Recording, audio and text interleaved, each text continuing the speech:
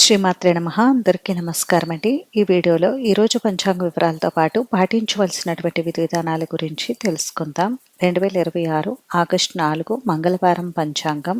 స్వస్తి శ్రీ చాంద్రమాన శ్రీ పరాభవ నామ సంవత్సరం దక్షిణాయనం గ్రీష్మ ఋతువు ఆషాఢమాసం బహుళపక్షం షష్ఠీ తిథి.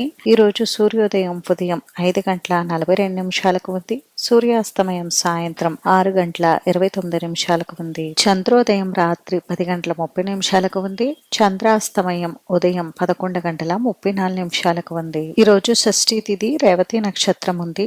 షష్ఠీ తిథి రాత్రి 7:17 వరకు ఉంది. తదుపరి సప్తమి తిథి వస్తుంది. రేవతి నక్షత్రం రాత్రి 8:19 వరకు ఉంది. తదుపరి అశ్విని నక్షత్రం వస్తుంది. యోగం ధృతి సాయంత్రం 6:59 వరకు ఉంది. తదుపరి శూలం కరణం గరచి ఉదయం 7:49 వరకు ఉంది. తదుపరి వనిజ రాత్రి 7:14 వరకు ఉంది. తదుపరి భద్ర. ఈ రోజు ఉన్నటువంటి శుభ సమయాల వివరాలు వచ్చేసి బ్రహ్మ ముహూర్తం తెల్లవారుజామున 4:23 నుండి 5:11 వరకు ఉంది. అభిజిత్ ముహూర్తం ఉదయం 11:56 నుండి 12:47 వరకు ఉంది. అమృత కాలం సాయంత్రం 5:54 నుండి 7:28 వరకు ఉంది. శుభ సమయం మధ్యాహ్నం 12 గంటల నుండి 1 గంట వరకు ఉంది. ఇంక ఈ రోజు ఉన్నటువంటి అశుభ సమయాల వివరాలు వచ్చేసి వర్జం ఉదయం 8:35 నుండి 10:06 వరకు ఉంది. దుర్ముహూర్తం ఉదయం 8:22 నుండి 9 గంటల వరకు ఉంది. తిరిగి తదుపరి దుర్ముహూర్తం రాత్రి 10:58 నుండి 11:42 వరకు ఉంది. రాహుకాలం మధ్యాహ్నం 3 గంటల నుండి 4:30 వరకు.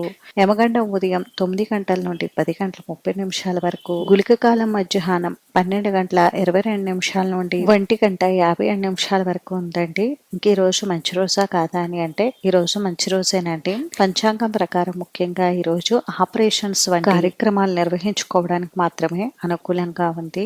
ఇప్పుడు ఈ రోజు ఎటువంటి విధి విధానాలు పాటించాలనేది తెలుసుకుందాం. ఈ రోజు తిథివార ప్రకారం చూస్తే మంగళవారం షష్ఠీ తిథి కావడంతో శ్రీ సుబ్రహ్మణ్య స్వామి, ఆంజనేయ స్వామి, దుర్గాదేవి అమ్మవారి ఆరాధనకు అనుకూలంగా ఉంది.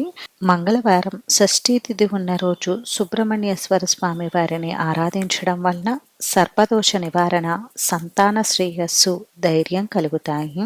ఉదయం కాలకృత్యాలు తీర్చుకుని స్నానం ఆచరించి నిత్య దీపారాధన పూర్తి చేసుకుని సుబ్రహ్మణ్యేశ్వర స్వామి వారికి పాలు లేదా పంచామృతాలతో అభిషేకం నిర్వహించి స్వామివారి అష్టోత్తరం లేక శ్లోకాలు చదువుకుంటూ లేదా ఓం సం శరవణ భవాయ నమః అనే మంత్రాన్ని 108 సార్లు పఠిస్తూ స్వామివారిని ఎరుపు రంగు పూలతో కానీ అక్షింతలతో కానీ పూజించుకోవాలి.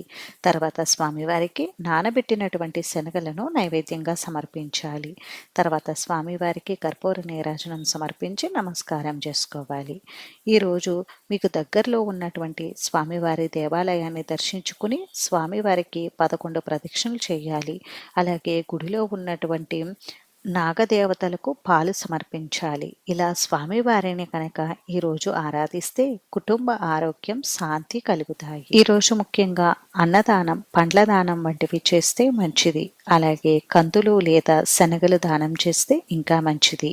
ఈరోజు గోసేవ, మూగజీవాల సేవ చేయడం విశేషమైన ఫలితాలను ఇస్తుంది. అంతేనండి, చూశారు కదా, ఇది ఈరోజు పంచాంగ వివరాలు. అయితే ఈ వీడియో మీకు నచ్చితే ప్లీజ్ లైక్ చేసి, షేర్ చేసి, సబ్స్క్రైబ్ చేసుకోండి.